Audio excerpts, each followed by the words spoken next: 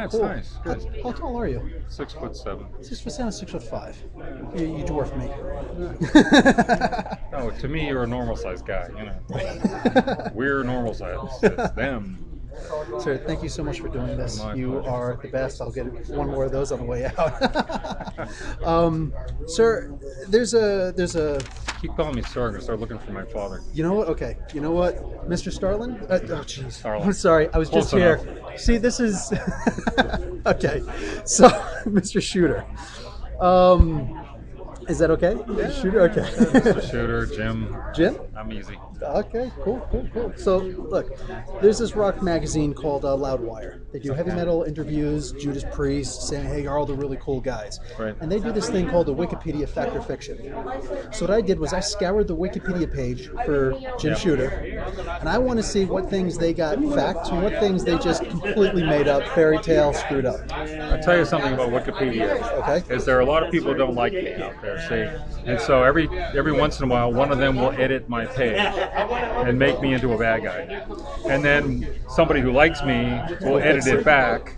And so it depends on which day you check. You know. This was yesterday. All right, well, I don't know what it's like Let's see today, what but it looks I'll like. answer the questions. Okay, so let's start off with a couple of softballs. All right. James Shooter. You were That's born me. James Shooter? You betcha. Did your family change your name? My grandfather came over from Poland around the turn of the 20th century, and he wanted to have his name, but he wanted to be an American. And so he went to court, and he had his name translated. And Shooter is a fairly direct translation of Strzelecki, which probably means more like archer, you know. But it is a translation of his name. And one time I met a guy who was a Polish translator, and I said, well, I have Polish blood. And he said, well, what's your name? I said, well, it's changed now. I said, but it's originally Strzelecki. He said, oh, Shooter? I said, yeah. You know, so he, you know, obviously the reverse They did a worked good well. job. Yeah, so that worked out okay. And Us then, Italians didn't get it so well. yeah, really. Well, you should have seen what they did. I mean, actually, when he got off the boat at Ellis Island, I think he just totally butchered it. But eventually he got it changed, and it was fine. That's fantastic. Okay, so Yeah. so far, born 27th of September, 1951. Yep. All right. American fill-in artist, writer, editor, and publisher of comics. Yeah. And says- owner. Yep. I know better, but it says here you started at 14 years old. No, 13. Exactly. But the idea was in your head.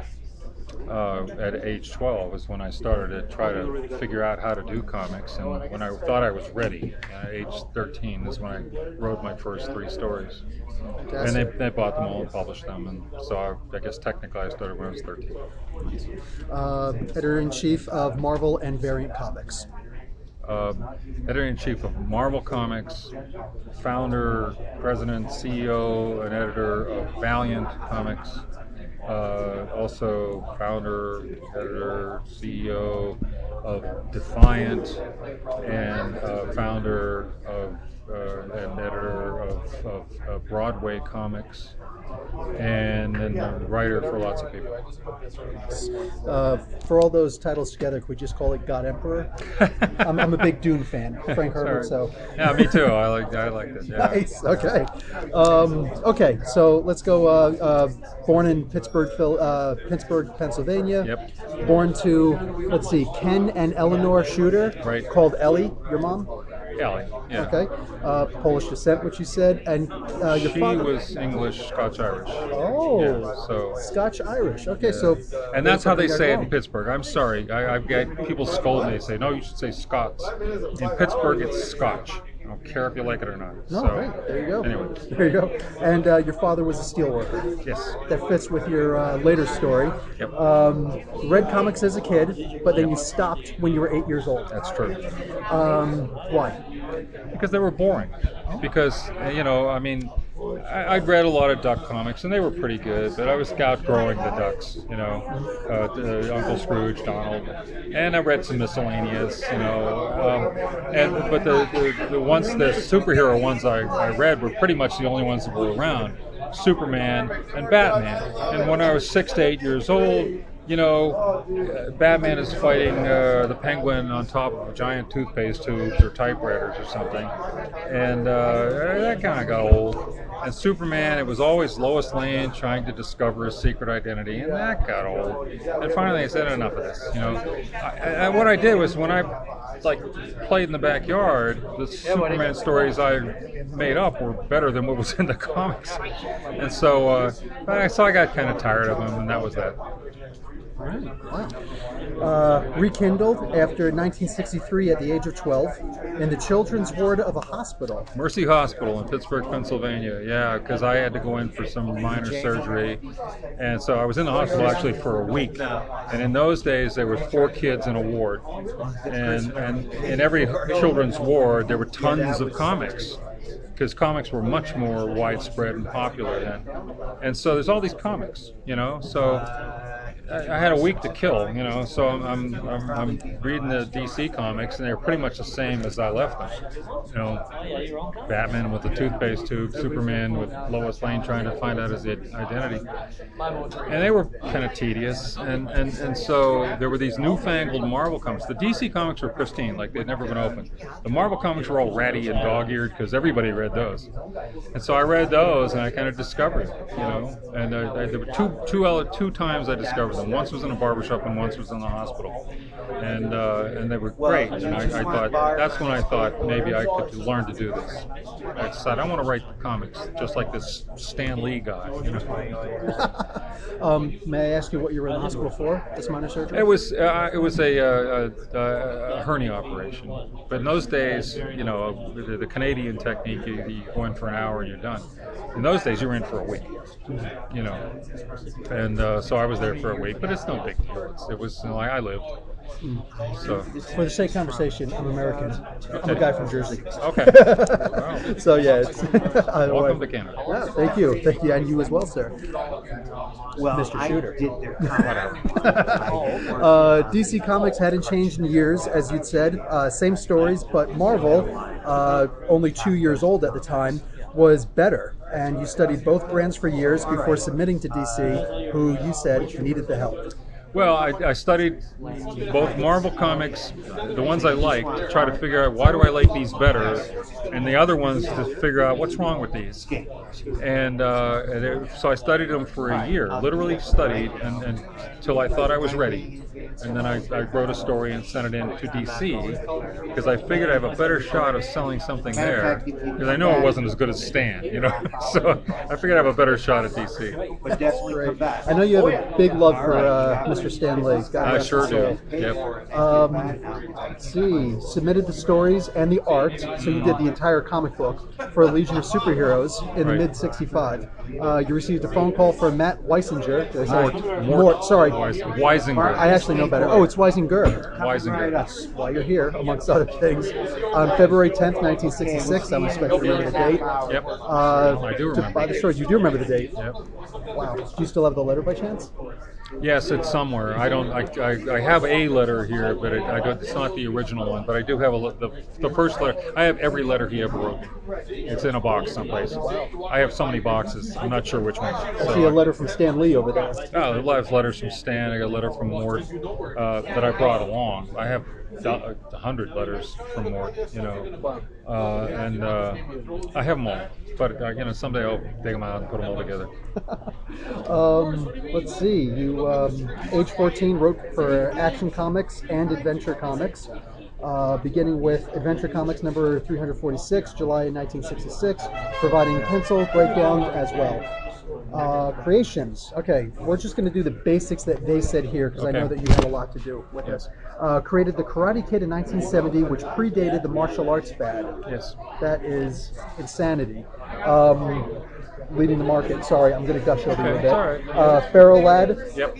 Princess Projecta, The Sun Eater, The Fatal Five, which I'm sure you know they just did a cartoon. Animated. Yeah, cartoon somebody told me that. about that. That's crazy. It's probably still fresh on DVD. And you created the Parasites, enemy of Superman. Created it in 9th grade biology class because we're sitting there learning about parasites, and I'm trying to come up with this villain for Superman. comparison. You know, and I said, great, I'm going to do that.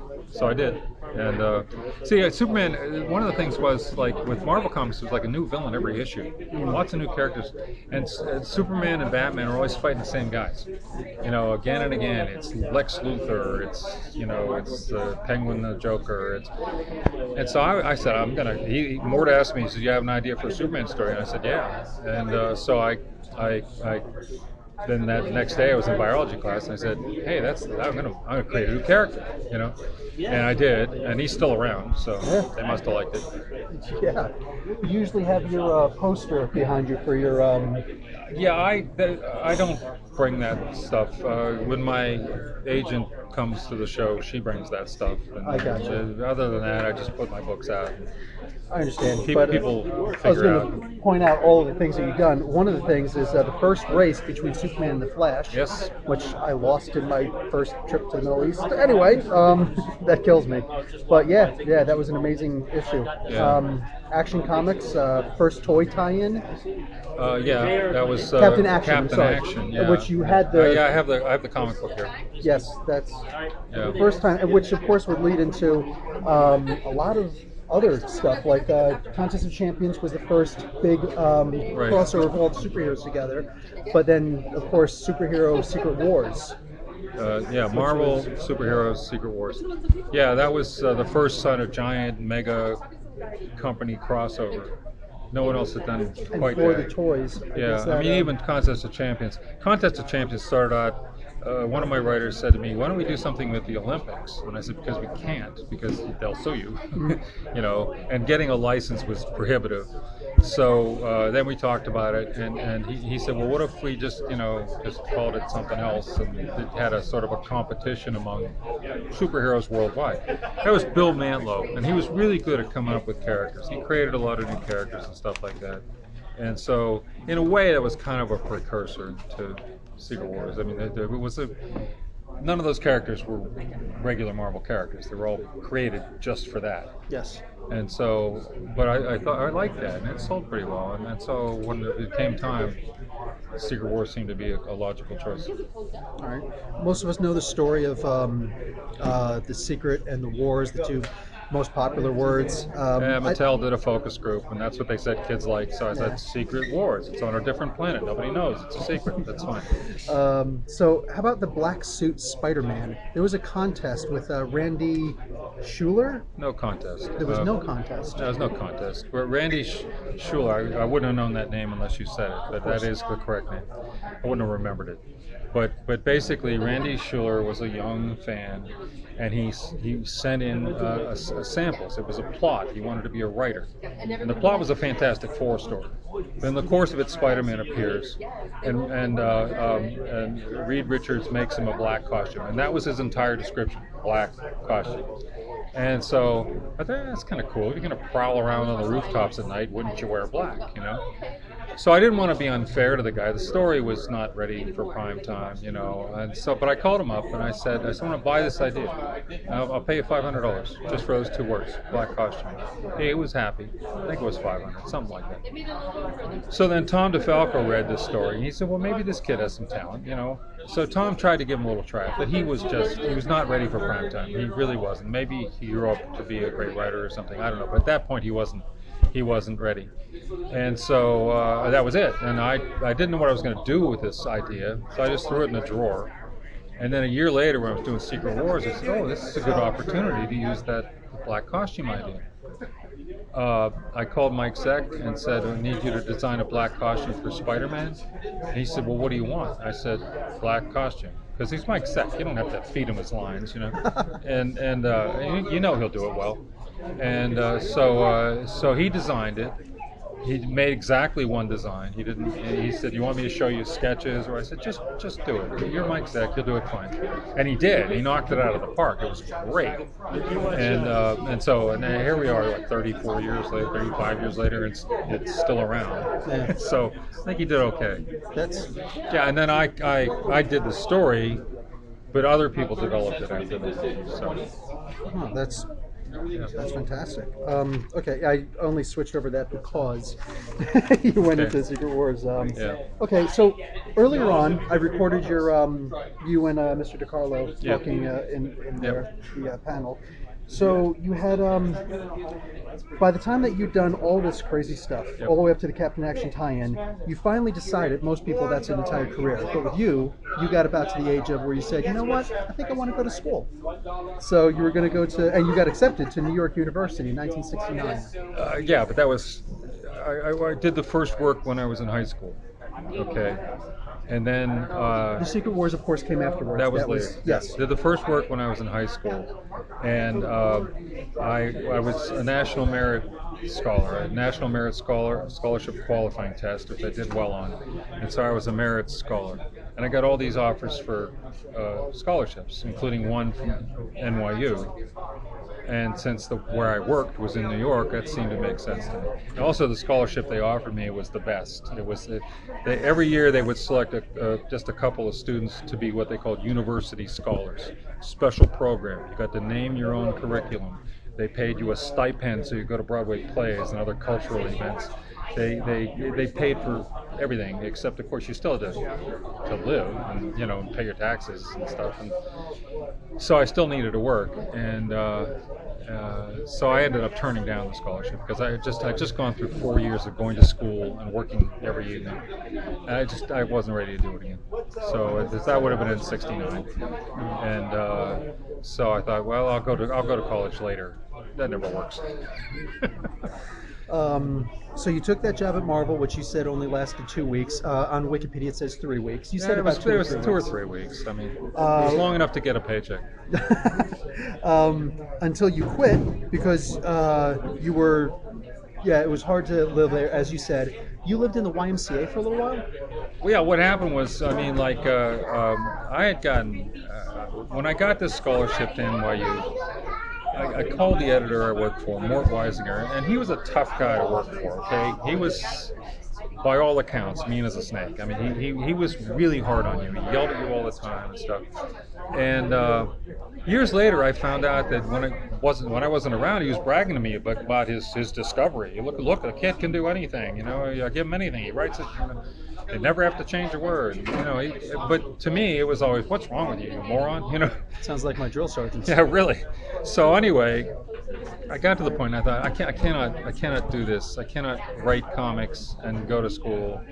So I called Mort and I said, is there anything easier I could do? I said, could I do editorial work? Could I maybe work in the office? Maybe do a little writing?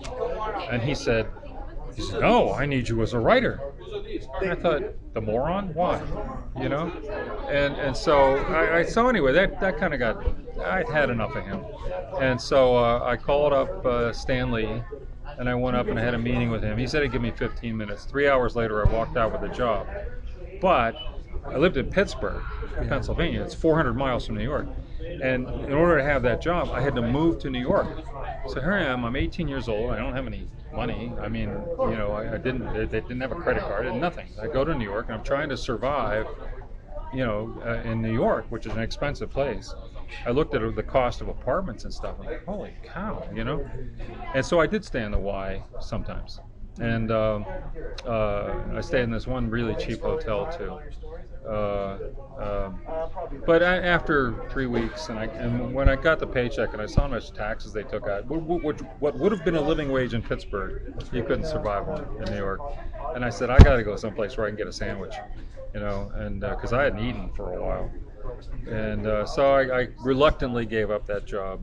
Sad to do it, but I just had to go back to Pittsburgh where I knew I could get work and I knew I could find, somebody spot me a sandwich until I made some money.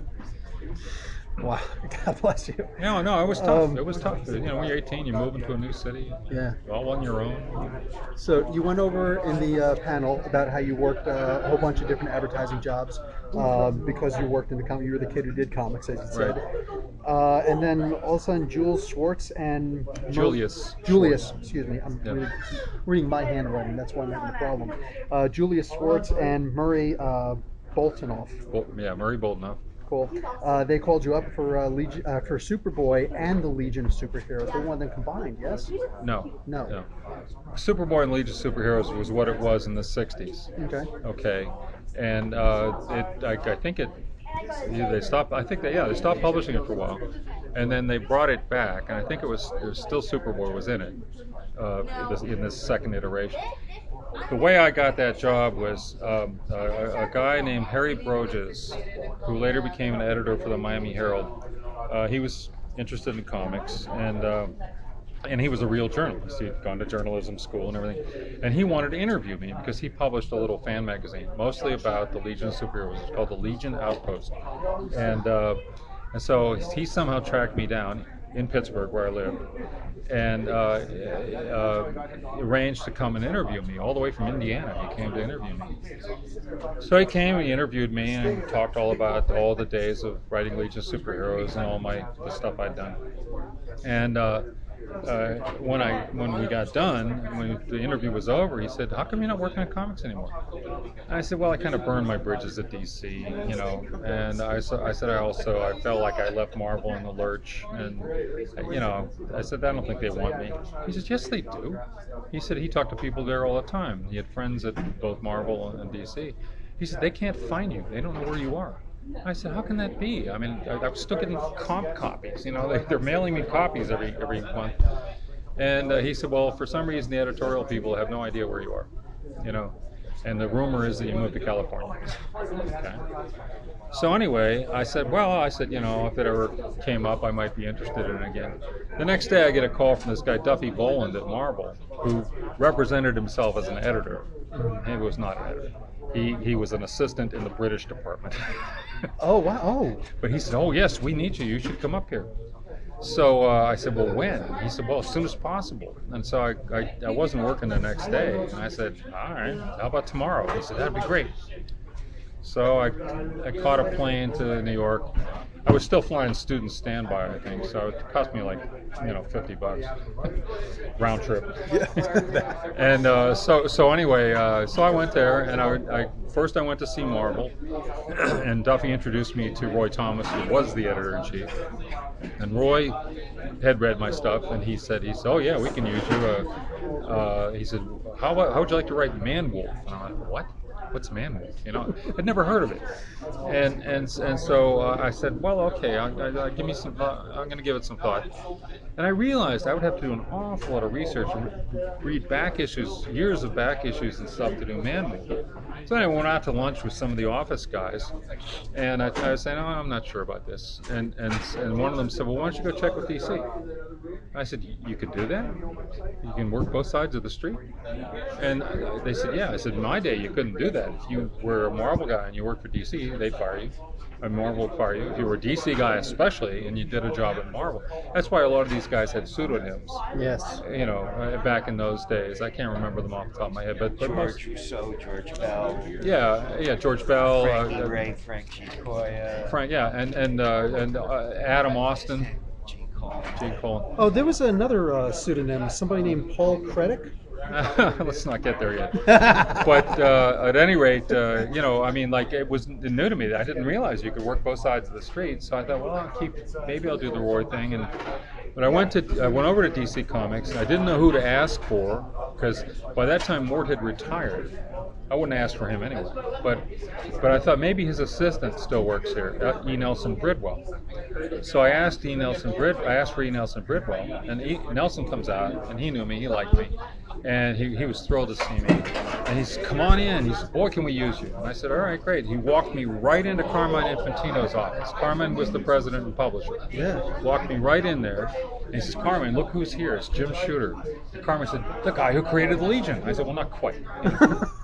But he said, "Are you going to work for us?" And I said, "Well, yeah, I'd like to." He walks me down the hall to Julie Schwartz's office. Julius, and he walks me in and he says, "Julius, it's Jim Shooter. I want him writing Superman." And Julie said, "Well, okay." He says, "Yeah, I can use a writer." He said, well, I've already got a couple other guys, but we can use another one." Because he had Elliot S. Magan, and he had Carrie Bates. Okay, fine. And Marty Pasco sometimes. So anyway, then he walks me down the hall to Murray Boltinoff, and he says, "Murray, it's Jim Shooter. I want him to do the Legion." And Murray said, "Well, that's good because Kerry Bates has been doing it, and he doesn't want to do it anymore, or he doesn't want to do all of them." And he says, "We can use you." And I said, "Fine." So now I have 2 gigs, and I thought maybe I'll just turn down this Man-Wolf thing and I'll stick with what I know, because I could sit down and write a Superman story that day. Not that much had changed. And I could sit down and write a Legion story that day because not that much had changed. And so I decided to go with the DC thing. I give that mixed reviews, but it got me back into it. That's crazy. So then while you were there, in December of 1975, Marv Wolfman, editor-in-chief at the time, calls and asks you to come over to be an editor at Marvel. Yeah, but he didn't call it editor. I mean, basically, when Stan was there, it was just him, and he did all the writing, so he just called himself editor. Roy was the first guy to call himself editor-in-chief, which would imply that there were editors under you working for you, but he didn't have any. That's Roy Thomas? Roy Thomas. Okay. And when Roy's day, there wasn't any organization there, because Stan didn't need an organization. It was just him and Saul. Yeah. Stan did all the creative. Rosenberg, right? Saul Brodsky. Oh, okay. Saul Brodsky. Saul Brodsky was Stan's basically assistant, and he would do anything Stan didn't want to do. Like, it was legal, technical, financial, complicated. Stan just wanted to do the books, but he ran everything. He was in charge. So when Roy became editor-in-chief, I don't know why, but he didn't try to build an organization or anything. He just thought he'd be a writer and sort of a head writer, lead by example. And basically there was no editors between him and the writers. So the writers kind of were their own editors. They did whatever they wanted. And that doesn't work so well. And then the people who followed him, no one changed the situation. It was always just the writers did whatever they wanted, and the guy who was editor-in-chief, I don't know what he did. Mostly did his own writing. So there was Len Wein, there was Marv Wolfman, and then Roy was going to come back, and he changed his mind at the last minute. And then there was Jerry Conway and Archie Goodwin. Now, Marv was the guy who hired me, and he hired me, and he had come up with the idea that all these books were coming in finished, because the writer was kind of his own editor. The writer would send the script directly to the artist, come back to the writer to write the dialogue. He would send it to the letterer. The letterer would send it to the inker, and the book would arrive in the office finished. So if there were mistakes, you had to white everything out, redraw panels, paste in new panels. I mean, it was a nightmare trying to repair even the most egregious mistakes. And Marv came up with the idea, hey, what if we had somebody call him the pre-proofer? A pre-proofer. And what his job will do is that he'll get the plots, and he'll read the plots and make sure they make sense, and then he'll get the script and the art, make sure that makes sense. And that way, at the end, there's not all this disasters where you have to redo everything from scratch. And so Marv calls me and says, would you like to work on editorial? And I said, I'd consider it. And he said, why don't you come up and we'll talk. So I went up to New York, and he's explaining this pre-proofer idea he had. Chris Claremont was the first one. He didn't last very long. He as soon as he could get any freelance, he got out of there, and just did the freelance. So he wanted me to replace Chris, and so he's describing this to me. I said, "You want me to be the editor?"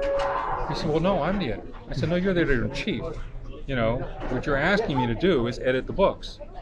And he said, "Well, I don't want to call you editor." I said, "I don't care what you call me, as long as you pay me."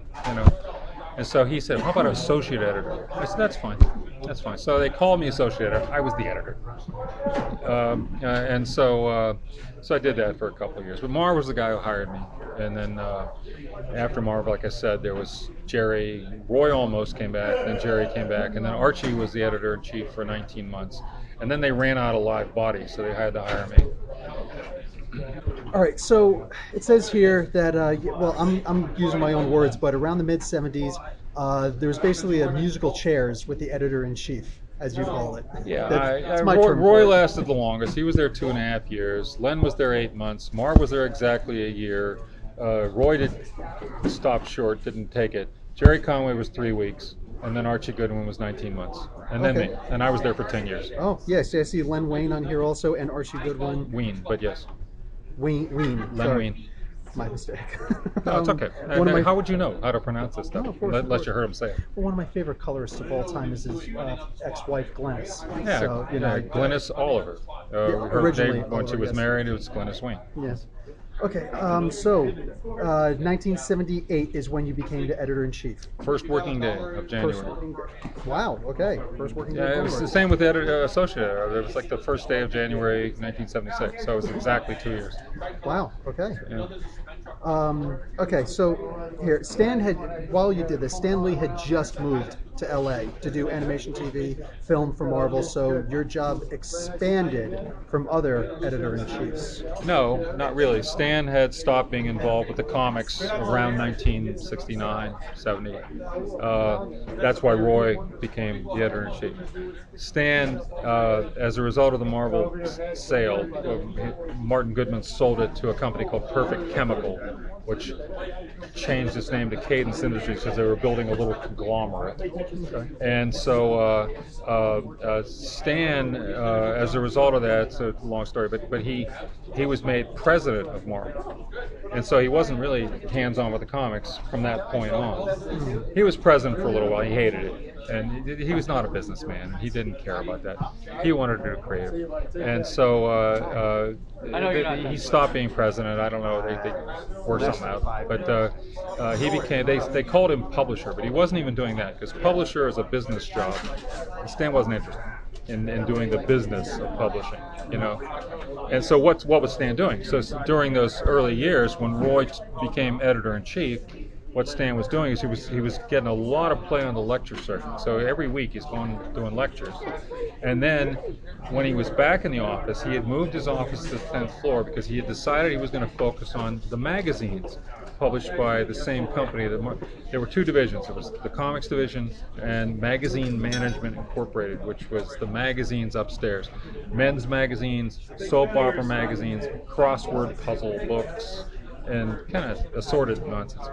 And but Stan, he'd always kind of wanted to try his hand with magazines because he thought magazines were, I don't know, somehow more dignified than comics or something. I don't know. So about the time I started as associate editor, Stan was sick of that, and he wanted to come downstairs and be more involved in the comics.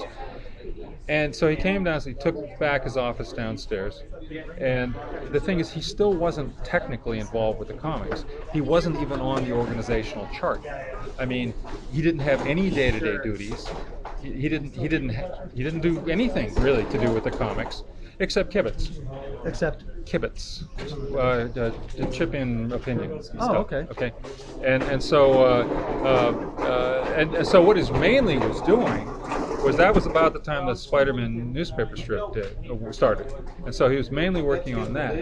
And then the rest of his job was being Stan Lee, because what he was trying to do was sell animation, sell movies, sell TV shows, get Marvel on TV, and that kept him pretty busy. I mean, he was Marvel's face to the world, and so between the strip and that kind of stuff, that kept him busy.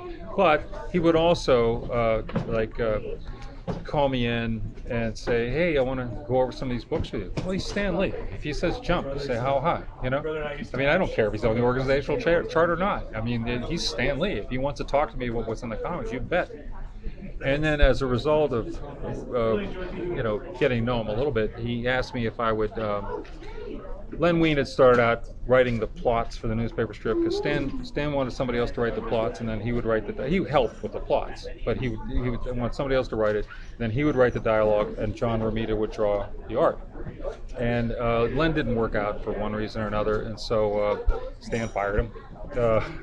From the strip. I mean, not from the company, just from doing the strip.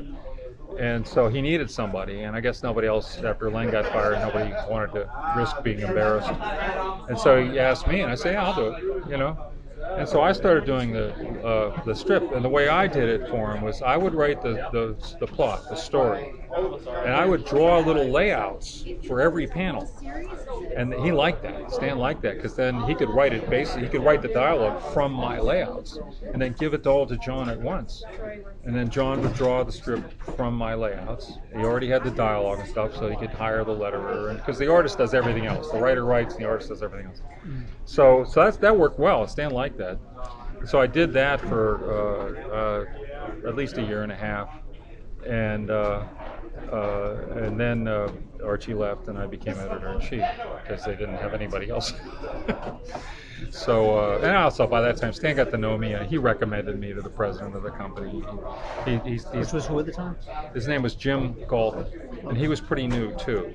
They had a president named Al Landau, and he didn't turn out to be such a good guy, and they finally got rid of him.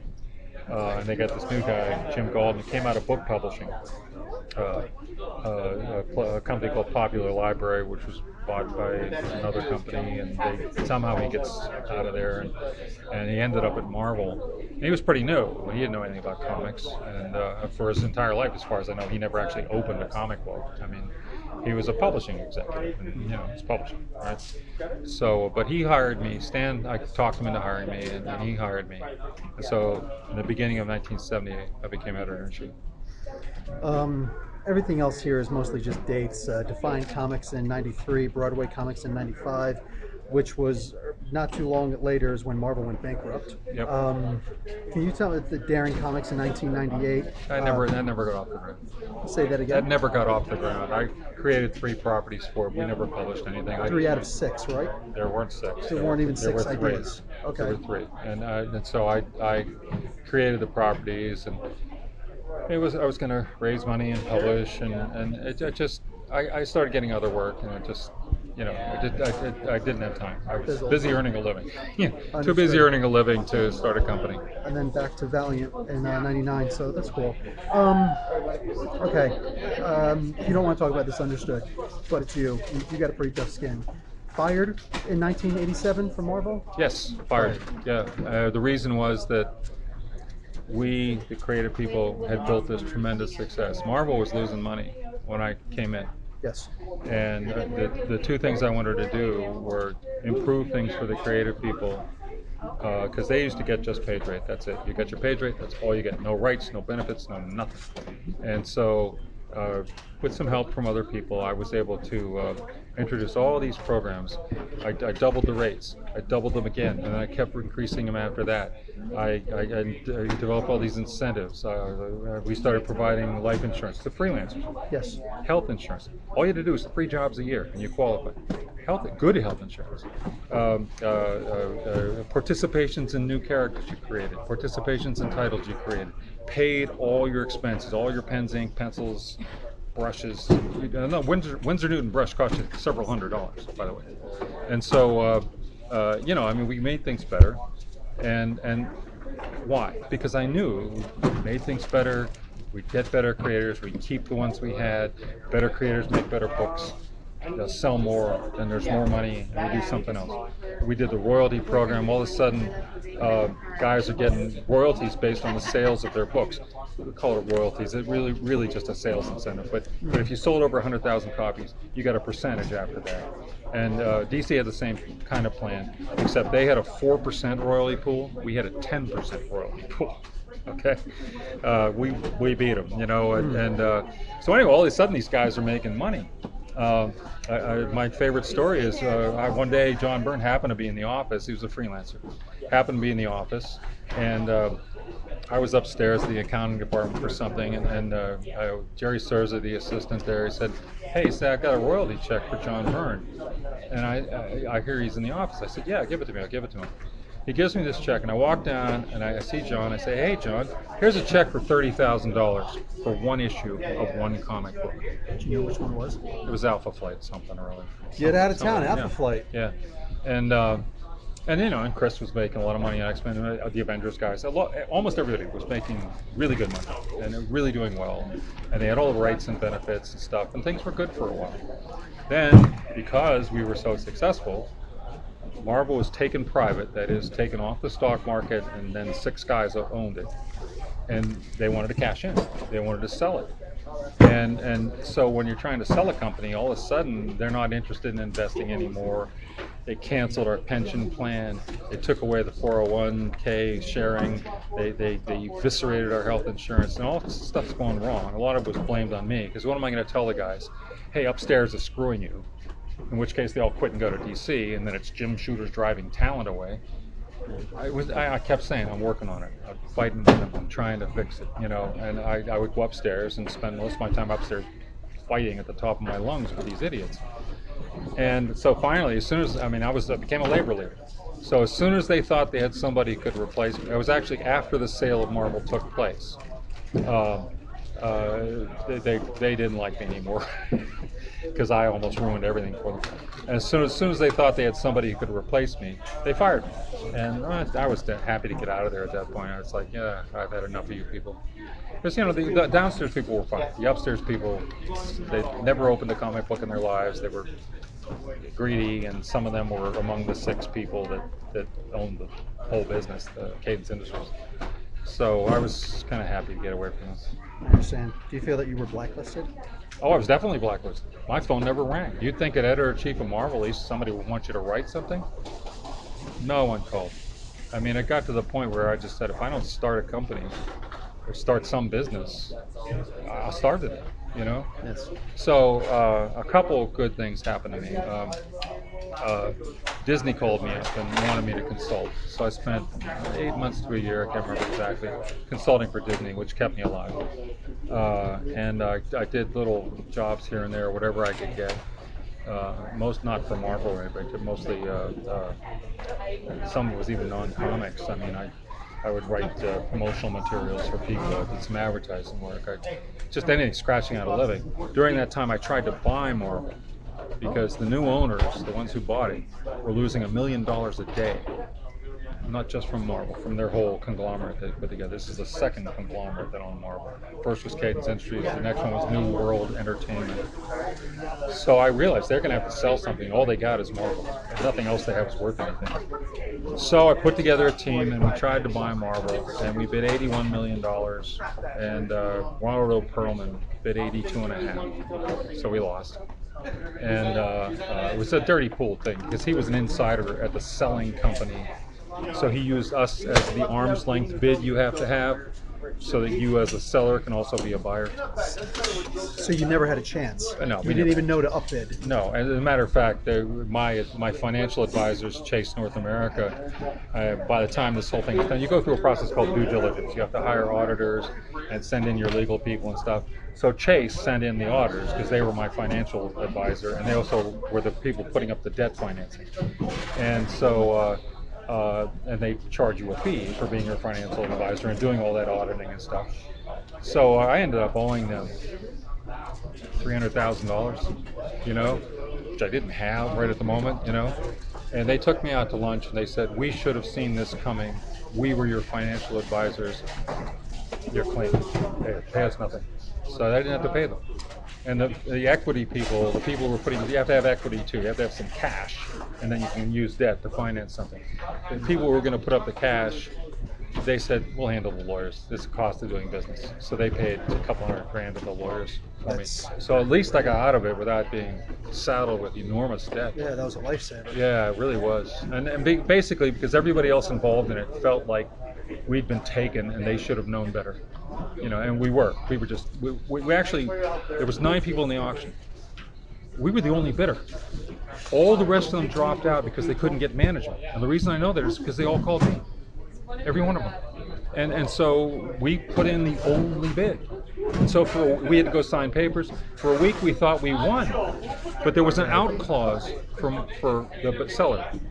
And so Perlman, who was an insider, to say he wasn't in an auction, he didn't bid against us, but after he had an arm's length bid, he swooped in, bid $1.5 million more than us, and took it.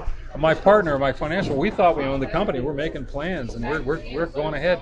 And I get a call from my financial guy, Winston Folks, one morning, real early. He wakes me up and I'm like, what? You know, he says, have you read the journal yet? I said, no, I haven't read the journal. It's 6 in the morning, you know?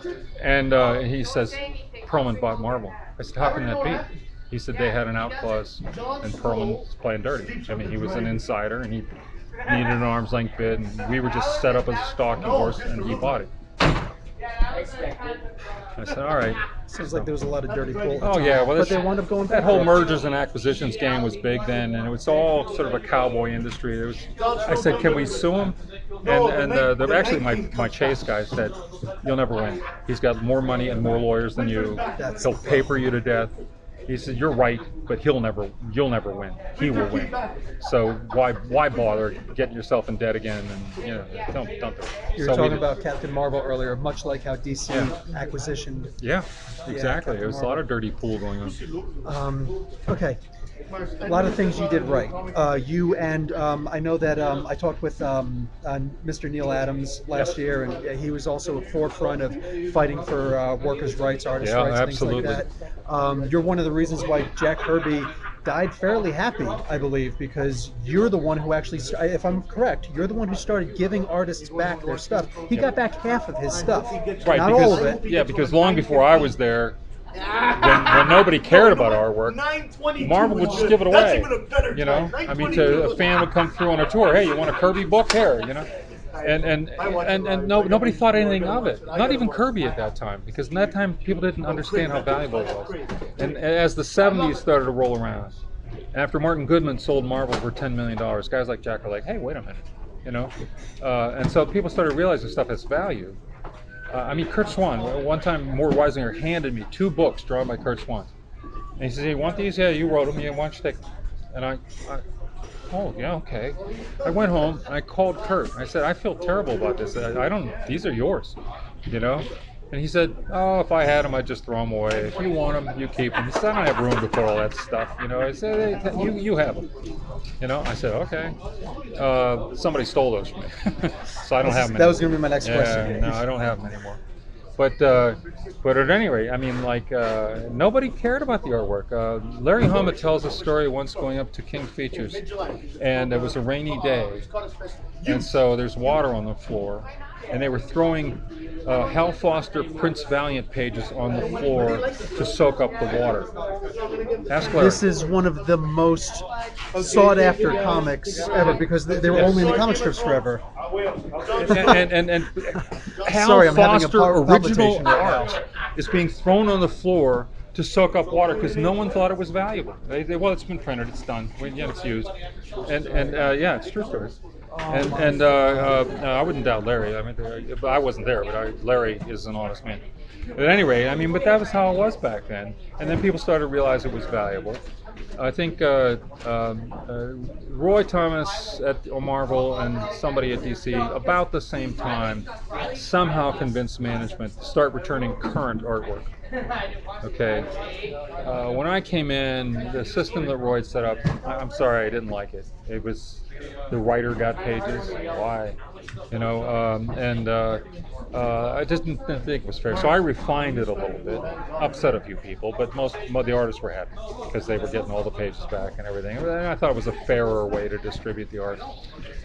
So that was the current art, and I wanted to return the old stuff. The trouble was that it was complicated because after Kirby left Marvel, in the 6 months after I started as editor-in-chief, in the summer of '78, one of the things he did was his legal people started sending us threatening letters and demanding his artwork back and stuff like that. And the way they were doing this was in such a way, how many pages of Jack's do you have in your possession?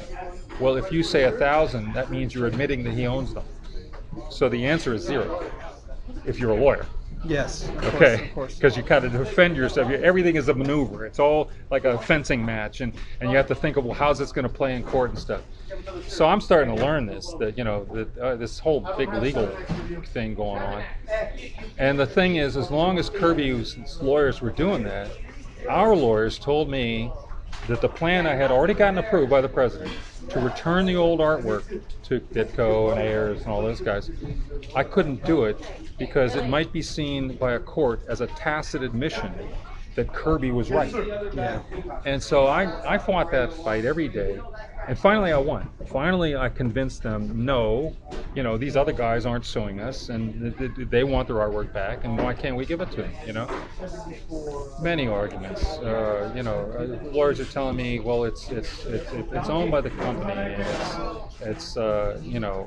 you can have a stockholders derivative suit because you're giving away assets of the company. So if it's an asset, then we can give it to them as a reward for their service. It's a gift. I mean, it's really just appropriate to return it to them. But I mean, we could couch it as a gift, and that way we don't have any liability. So it took me a while, but I won that. And so we're finally giving artwork back to Ditko and Ayers and Vince Coletta and all the guys from the '60s, and everybody except Jack, because we couldn't do it while he was threatening to sue us. But as soon as we produced evidence that he had done all this stuff under agreements that Marvel owned it, not only for the current Marvel, but for Martin Goodman. He signed 2 agreements for Martin Goodman, one of which specified every job he had ever done in his life, item by item. And it was a document saying, you own all this. Martin paid him some money to do this, and he got an interest-free loan to sign another one. And it's small money, a couple $1,000. But it was a big deal in those days.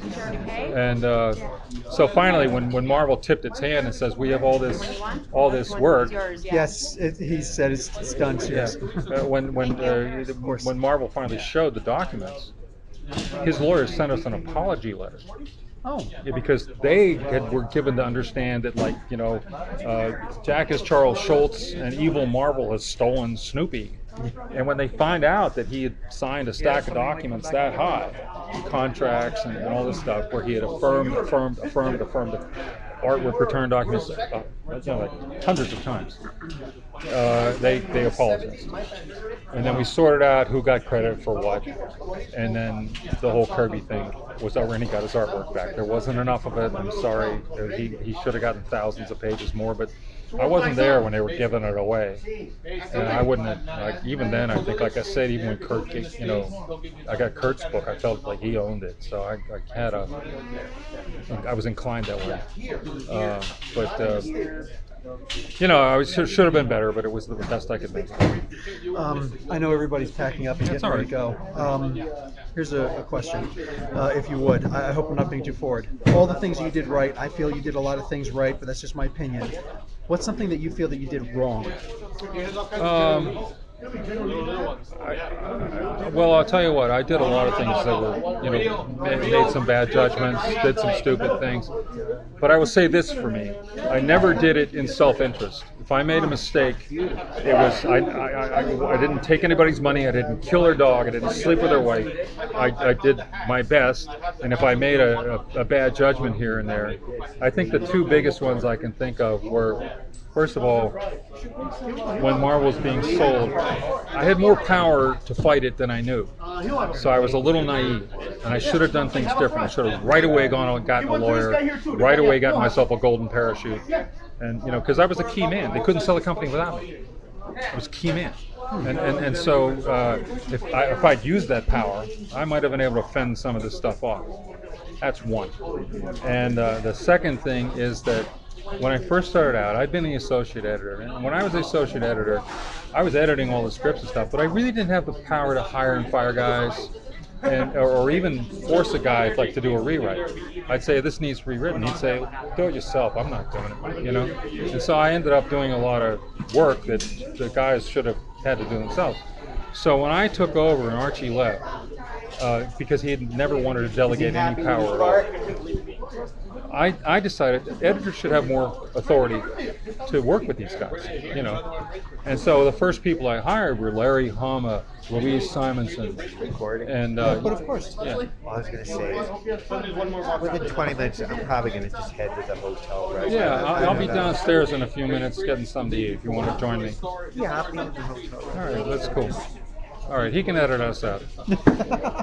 But at any I'm rate, happy to keep you in. But I mean, where was I? When I first started, I thought maybe editors should have more power. And so the first people I hired Archie Goodwin, Louise Simonson, Larry Hama, Denny O'Neil, good people. And it was okay to give them that authority, right? Well, as the years went by, Louise moves upstate and doesn't want to work in the office anymore. Denny left for reasons don't need to be discussed. Larry stayed. Archie was doing the epic comics, so he was kind of his own little world. I mean, like he worked for me, but I left him alone, and just kind of helped him when I could. And so new editors started coming in, and some of them turned out to be pretty good, like Bob Budiansky and Carl Potts. But some of them, they just weren't up to the task. And so some of them were like hiring cronies and stuff like that, and hiring each other to do jobs. And at that time is when the company was being sold. So I was very distracted by fighting with the upstairs management all the time. I didn't have my eye on the ball downstairs. And so some of these guys really abused the power I gave them. And then when a conflict would come up, I'm in a situation of it's really the nuclear option. I mean, this guy is wrong, and I know he's wrong, and my choice is support him and try to lecture him and tell him don't do this anymore, or I got to fire him. And so, like he's screwing over some artist, and I'm like, the artist is right, you're wrong. But I'd support him to a certain extent, and I'd say, don't do that anymore. Well, they don't listen to you. They're still hiring their cronies and stuff. So I should have set up a system where all the editors didn't have to be the same. I should have set up a system where I had to approve hires for the new guys. Larry can hire wherever he wants, but I should have had to approve hires for the new guys. Also, at firing people, and also been more hands-on with the direction of these younger guys. Nobody had to tell Louise anything. Nobody had to tell Larry anything. I mean, I'd help when I could. How was Walt? Walt was great. Walt is, however, I will say this, Walt is what I call a big gun you can't aim. Oh. Because if you hire Walt, you get Walt. If you say, Walt, I'd like you to do a little more like this, no, he will do it like Walt. And if you say, Walt, this is the kind of story I want you to tell, that's not the kind of story I want to tell. So, I mean, he's a big gun you can't aim, because he's going to do what he does. However, in Walt's case, he happens to be pointed in the right direction. He happens to be aimed in the right direction. So if you get him on the right project, like Thor, knock it out of the park. You don't have to aim him. He knows what to do. Leave him alone. There was several guys like that, where the idea was get him on the right project because, you could tell Mike Kaluta what you wanted all day, and he would agree to everything, and then he'd do whatever you wanted anyway. But you get Mike Kaluta on Starstruck, and he does a great job. Yeah. So get him on the right thing. And there was a few guys like that, and then there was a few guys that let him swing for the fences, like Sienkiewicz. That said, this guy's too good. He wanted to do experimental stuff. I said, go ahead.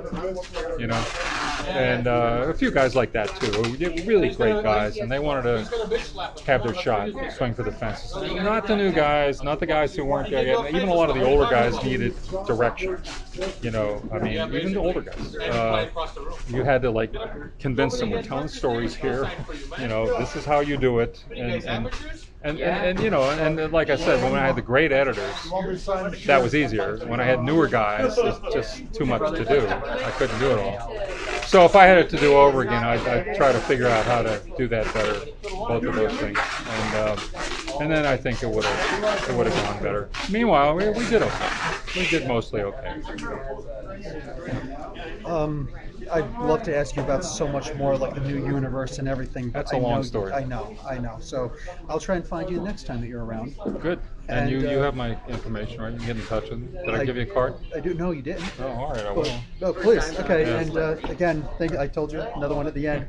Thank you so much. My pleasure. Thank you. Okay. I'll just edit this out. I hope that wasn't too wordy.